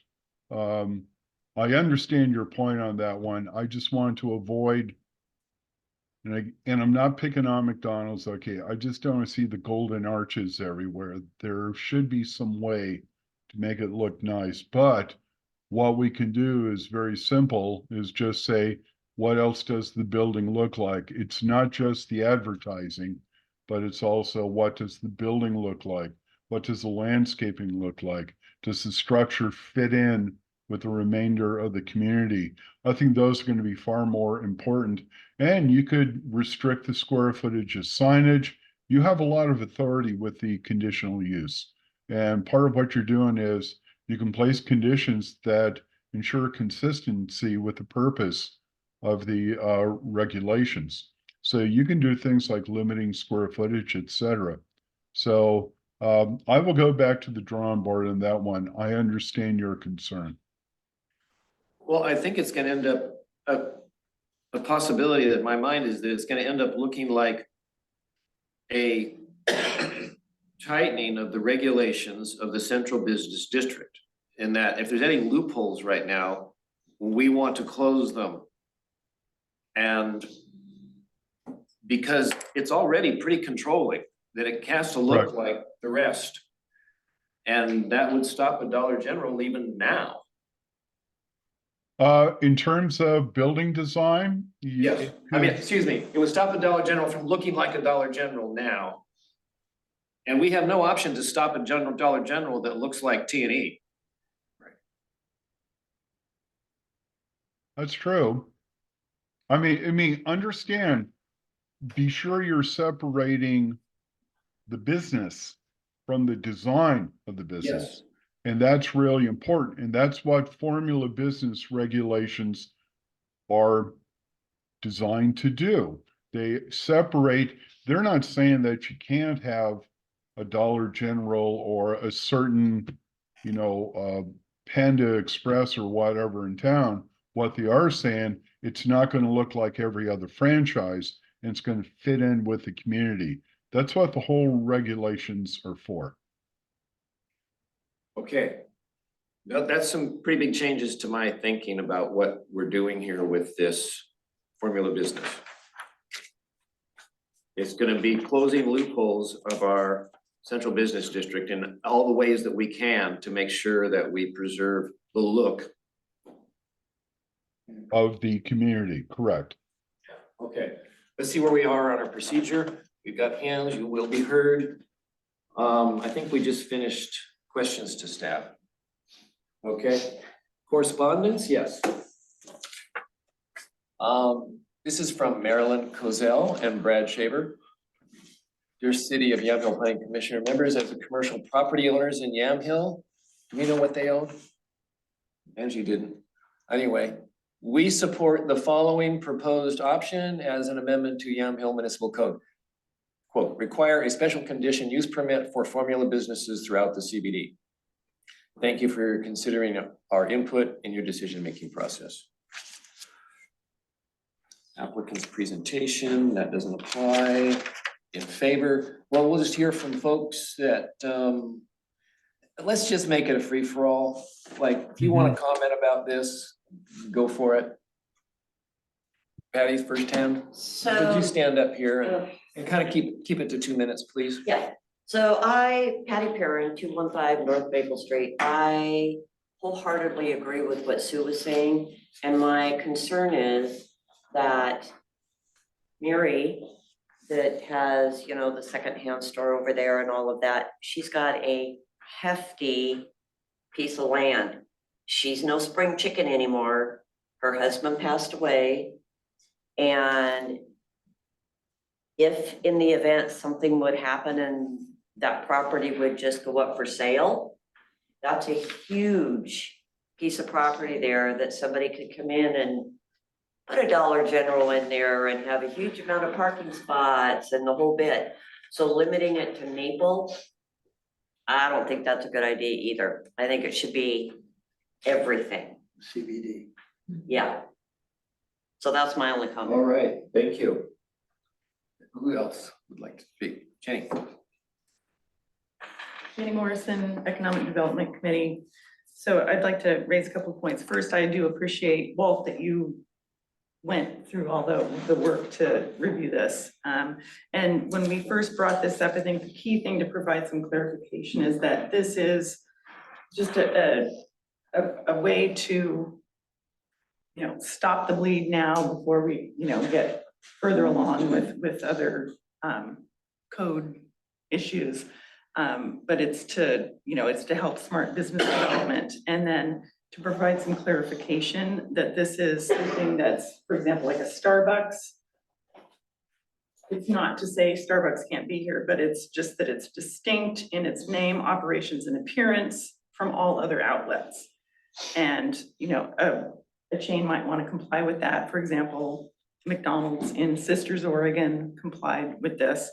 But sometimes these businesses then refuse to adopt this. You know, they don't want to get away from what their vision is. And so then they like, sorry, so this is all to like encourage local businesses and the opportunity for local businesses. So that's what I wanted to add. And I have some questions, or full commercial business district. This can't be just Main Street based on everything that Sue had talked about. Yeah.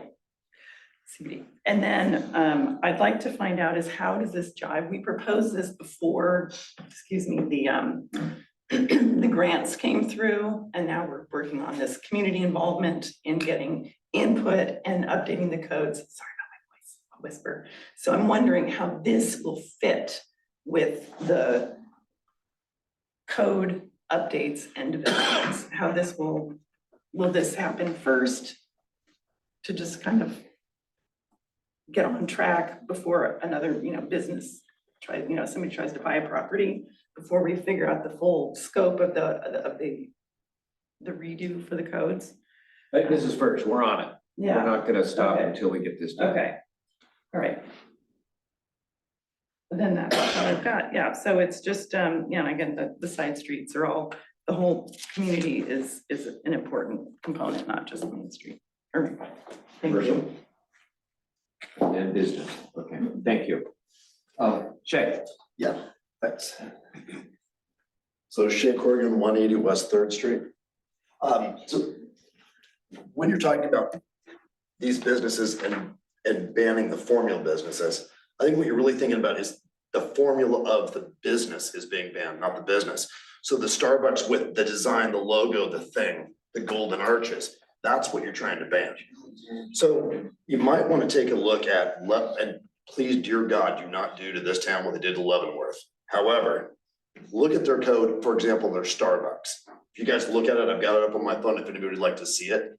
They have removed their corporate Starbucks logo. They've replaced it with a Bavarian style writing into the colors that match the building surrounding it. You would never know until you were there that it was a Starbucks. What they do inside and behind closed doors, it doesn't sound like there's much that can be done about it. But if you can make it look like Yamhill from the outside, you would discourage probably a ton of folks from coming in and trying to do that sort of thing. So again, I'd take Leavenworth, Ashland, and Sisters as great examples of how to write that code to make that work. So, great, yeah, that's all I've got for you. Thank you. good news. Anyone else? Comments, all right. No, Chairman. Whoa, Sorry. Yeah, you're hiding back there. Yeah, I was waiting for somebody else over there who might speak. Robert Davis, Economic Development Committee, along with several others in this room. The only aspect that I see is it should be written for the CBD, the Central Business District, not just Maple Street. That should be the main point. The secondary point is the fact that there is property available to build on. According to ODOT, who I recently contacted about the Texaco gas station across the street from where we sit, it will be soon released for sale for the county and be buildable. The car lot sitting next to us here on the right, that will soon go away and be buildable along with his house when he sells.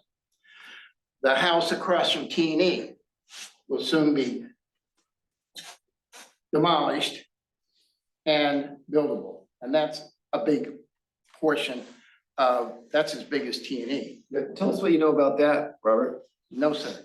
No, sir. That's big news. You just tossed that out there. Yes. And now you won't back it up, huh? No. Okay. Well, I'll believe I'm it not when I see gonna, it. I can't discuss the intricacies of it, but I also know that it's The owner is looking for somebody to buy the property. Yeah, I think just because there's a house or a building somewhere doesn't mean it can't change in someone else. Right, right. So we And got. it is in a zone commercial. Mhm. So, you know, very advantageous property, huge property, as a matter of fact. So those are three areas in which can be built on very soon or sooner than we expect, Yeah, so. we want to get on this. It's Yeah, important. so anyway, thank you. Thank you. Anyone else? All right. Well, we're gonna leave this hearing open and continue it. March 18th, 6:30. All right. Thank you again. All right, moving on our agenda. Housing grant, update at meeting. Actually, I think I could take this grant and also the technical assistant grant combined. We discussed it, I think, at the beginning under public comment. The city now has to take the next move to go ahead and put out either a sole contract, a sole source contract, or an RFP. And I'd be happy to work with the city on that, but that's up to city administration to decide which way they'd like to go with this. So the money's there. I'm still in communication with DLCD, been in communication with Steve Faust, and next step is up to the city on how they want to proceed. Great, that's Steve Faust. Faust, yes. Yeah, okay. Great, so you kind of reported on both of those? Yep. They're great. So the housing grant, that's gonna be, that's the $10,000 one? No, that's the 47K one. Okay, and the technical assistance is to help us have money to figure out how to do the housing grant. No. No, the technical assistance is for the downtown or central business district, looking at new regulations, et cetera. Okay. That's the 10,000 one. And Yeah. so which of these, so these two guys, Steve and Doug, will be doing both of these, looking at both of these things together? I don't know how the city wants to proceed. I mean, it's certainly possible they could join forces and bid for the whole thing or do it separately. It's up to the city on how they wish to proceed. Again, I'm not familiar with the contract, going out for bids for contracts. So I'll leave it to the city on that one. As I mentioned earlier, I will contact Kim tomorrow to see if there's been any decision made. Okay, and the housing grant is to help us get our urban growth boundary expanded. It's one of the first steps. It's going to take a buildable lands inventory that's also going to be beneficial for the commercial and non-residential land. It's also going to be doing an assessment of the housing density, going to look at our comprehensive plan, development code, ways that we can encourage more housing within the community. I think, quite frankly, ultimately will likely lead to an expansion of the UGB. That cannot occur, though, until no earlier than January of 2025, due to the state is working on new administrative rules to implement recent changes. So that's going to be a little while down the road, but everything else we're doing at this point, the analysis, the housing, the buildable lands inventory, making whatever plan or code amendments are needed, is definitely going to help us get to that point. And that's going to be a big chunk of the project. If there were no limits at this point, someone wanting to expand the UGB would have to do the work this grant is doing. Would this at all perhaps result in a revised comprehensive plan? Yes, they could be looking at plan policies They can be looking at maybe changes in the plan and zoning map. There can be a lot of things out there. It's all on the table. You're well aware the state is definitely pushing the issue of affordable housing. And the fact that they're looking at almost a quick and easy UGB expansion is quite astounding. Quite astounding. Yeah. All right, thank you. Anybody have any questions on the housing grant? Okay, Yeah, I make a comment. Very good. So with part of the question and comment is that the two grants in this overall process, it seems like that it's important to consider both elements, the housing as well as the commercial business district, you know, the whole like input from the town and vision for the city. And so that is, I think, needs to happen at the same time. And so that's what I think part of why Mayor Potter has convened this input meeting on March so confusing, March 6th to get everybody's input on that, because to get community involvement, because it all comes together. It's not just like, here's housing, here's downtown. It's like, what's best for the whole community? And so to be able to have a process where we can have smart decisions made with community input that makes sense for the whole community in this great, you know, time of opportunity, that seems to make the most sense to me and to the Economic Development Committee. Great. We have discussed. exciting times. Now we're gonna move on to Chairman, this. I have one other comment, if you don't mind. The 10K technical assistance grant is specifically designed and mandated and should be used for, in conjunction with the economic development here in the city of Yamhill.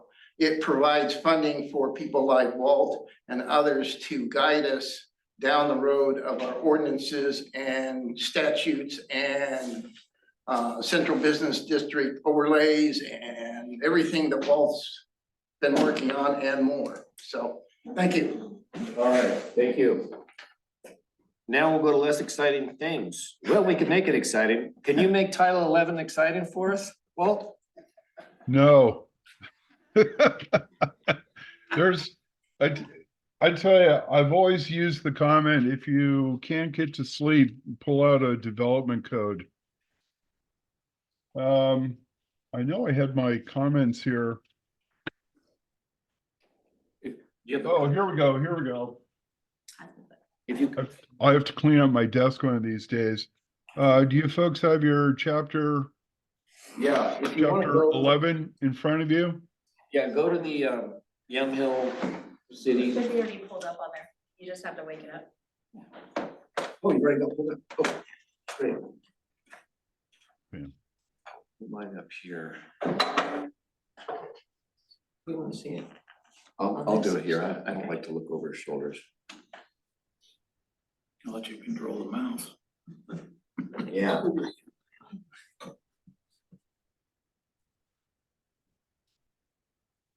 I can share with Lynn if you'd like. Go ahead. Oh, okay. If I can get a big screen, that's very nice. Thank you. All right. Well, we're Okay. looking at it. I looked at, let me see, we're supposed to look at 1104, 08, and 12. And overall, there wasn't a lot I'm suggesting for changes here. One thing, I'm working on a code revision for the city of Coos Bay right now. And working with the planning administrator, we agreed we would hold off the whole issue of definitions until we made whatever changes, because you want to make sure that whatever language you use in this case, chapter 11, or title 11 ties in with the definitions. So there wasn't anything that jumped out on my first read through with this. We probably don't need the definition for family. That's not germane to partitioning property. So I think the definitions are adequate. We can always add a little bit, and just if we're making changes elsewhere, be sure we include terminology here under definitions. But there wasn't much that really concerned me. I will say one thing, though. It is surprising that you have, actually, it's not, it's kind of a old-fashioned way of doing it, but more often than not, modern codes will combine land divisions and zoning under one document. So it's nice and seamless. The way this is set up, you have a separate title for zoning and you have a separate title for dividing land, and they kind of work, jump back and forth between the two. Something to consider down the road when you do a rewrite at some point in the future is just think about combining Title 10 and Title 11 under one complete document, one complete development code. But that's something down the road. I just want to note that. If you go to page, probably a couple of pages in, after 1104.030, there is I'm suggesting inserting a section that identifies the various types of land divisions that this Title 11 looks at, and that would be partitions, subdivisions, and planned developments. I would also like to make a suggestion that there be a language concerning series partitions. If you have a big chunk of property, you can partition the property into 3 parcels. Maybe 2 are really small to build homes on, and you have a big chunk left over. Then the following calendar year, you go back and redivide that piece and maybe create a couple of more parcels. You could keep doing this over and over, and the net result is you could take a piece of property that ultimately can be divided up to create almost a mini subdivision. My recommendation is that we include provisions that call out, this is called a series partition. My recommendation is that we call these out and note that if there is the potential for a series partition, an applicant has to apply for a subdivision. In other words, they don't have to subdivide the property, but they will be subject to the same rules and regulations regarding street improvements and extension of sewer, water, and storm services. Because ultimately, that's going to occur on the property, and the engineering and street work will not be adequate to serve the additional homes. So, because a subdivision is making 4 lots or more. Subdivision, yes, 4 or more lots. So within if you a can back your way into it in 4 years, or in 2 years, you could make 4 lots, call it under the partition code, and we want to put a stop to that. Correct. I think just call them out saying there is the potential for a level of development that you really need to think about sewer and water, especially, but also your street system. And if there's the potential for redividing, there are things you can do like shadow plats and just say it's going to look like this and this is how everything's going to fit together. You don't want to waste the land that you have within city limits. And by doing it this way, you ensure that it is developed and developed efficiently. So that is one suggestion I have. Well, you kind of blew my head off the top of my head off when you said that we would combine 10 and 11. Mm-hmm. And yet we're kind of going through things line by line.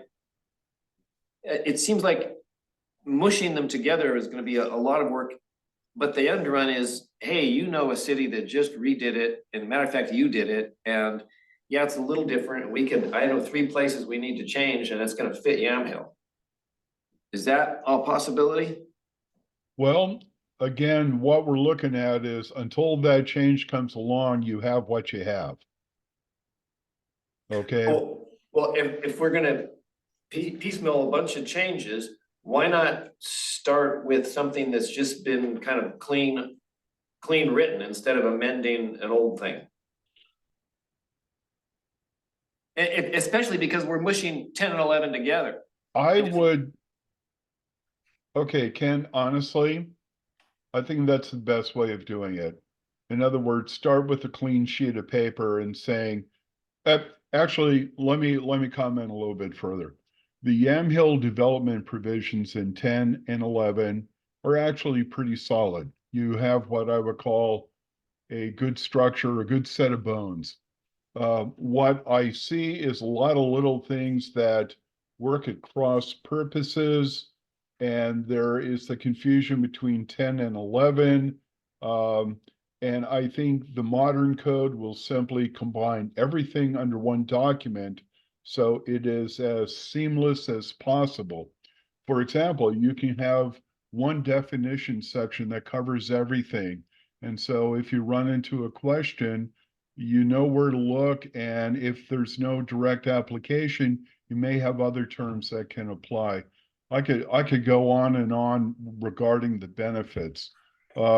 My charge was to look at this and see what we could change now. My thing is ultimately, I think the two need to be combined. I mean, ultimately. Well, ultimately, couldn't you come back to us in a month with Aurora's code that you wrote, you're familiar with, and suggest that here's the 5 changes we need to make, and and then we'll go through that with homework.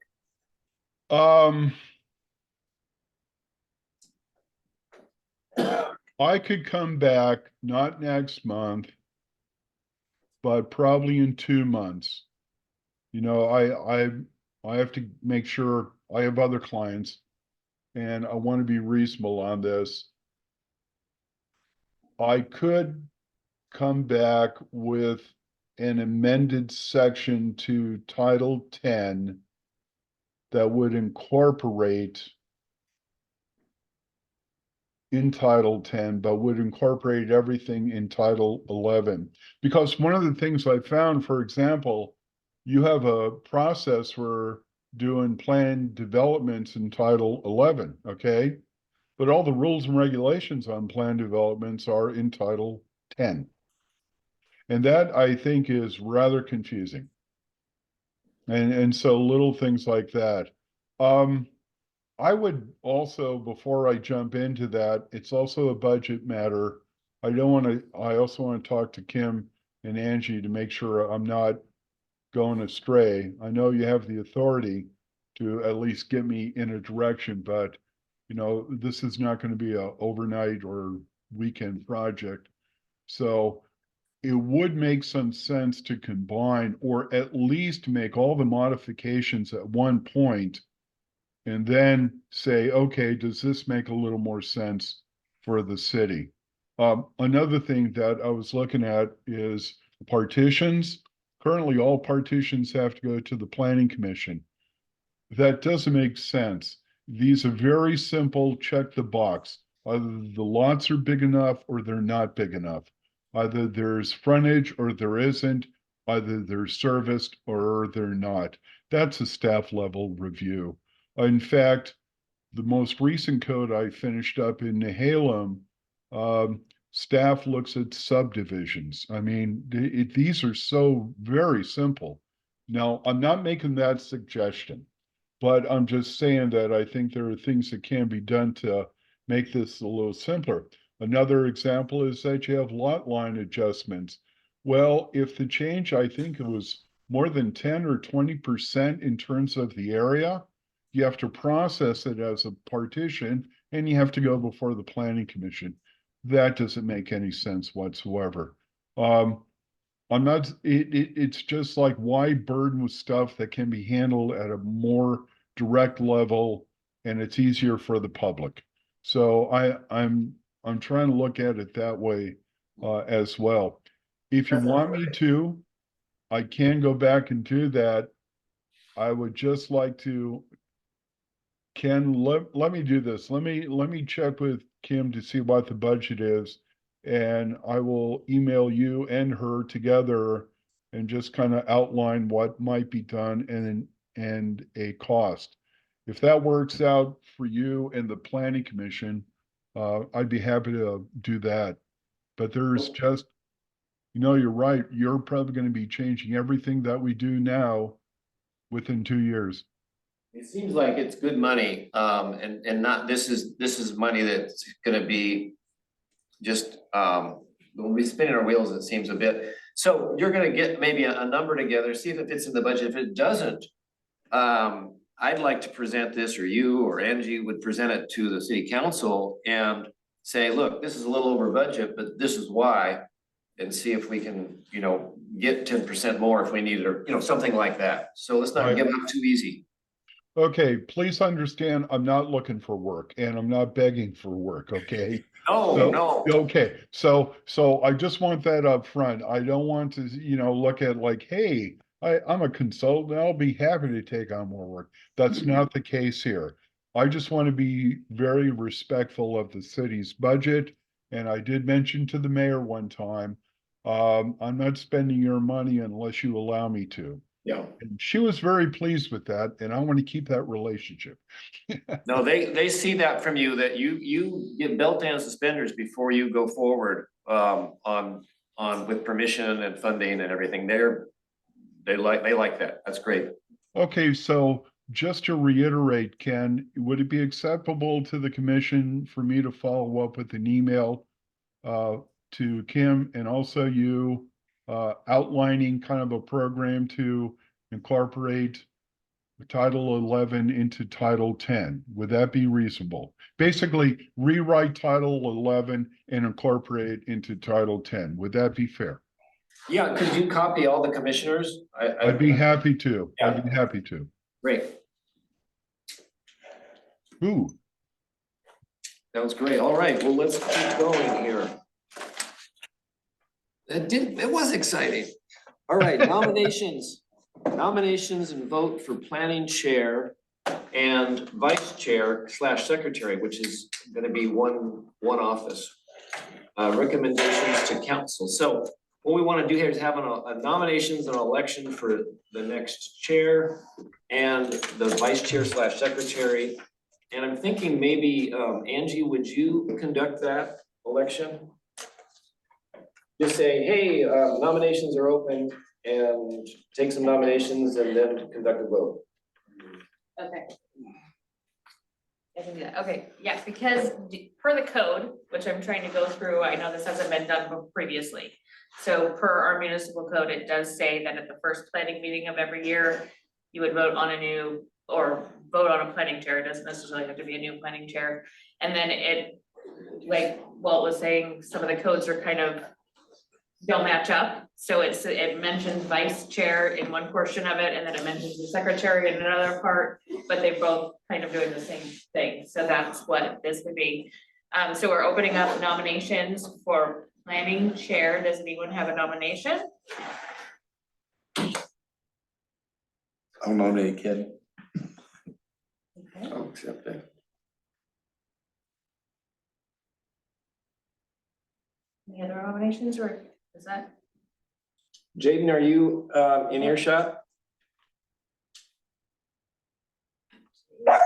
I believe so, if you can hear me. Here. Yes. Have a dog. All right, any other nominations? Is that what you asked, Angie? Yes. Okay, not hearing any. Then we'll end that nomination. I haven't done voting before, so I apologize. I wasn't prepared for this. And then for vice chair or secretary, which would be a person that would in Ken's absence, be able to run the meetings or sign for him on documents. Any nominations for vice chair? Nominate Sue.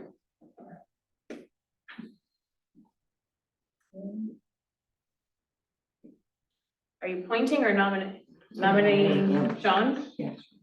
Sean? Okay, and then should we do the vote now, or do we just bring this information? Because I know it needs to go through council. So should I just say these are the nominations and have them make the decisions, or are we gonna do a vote? here in the planning commission? I like kicking it up to them, so we don't have to vote up between, I don't wanna vote between Sean and Sue. Okay, Let them Well, we do can it. make it really easy. Is that We all can right? just vote for Sean. Well, do you wanna decline?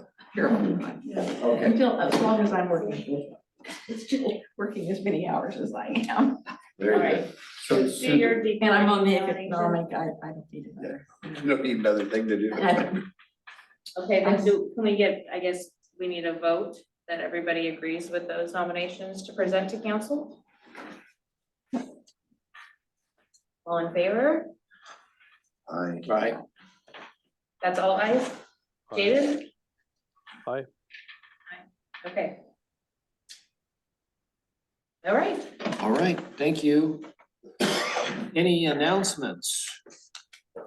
And we all know when the next meeting is now. March 18th. So let's adjourn. Next year. All right. Jenny. I gotta go.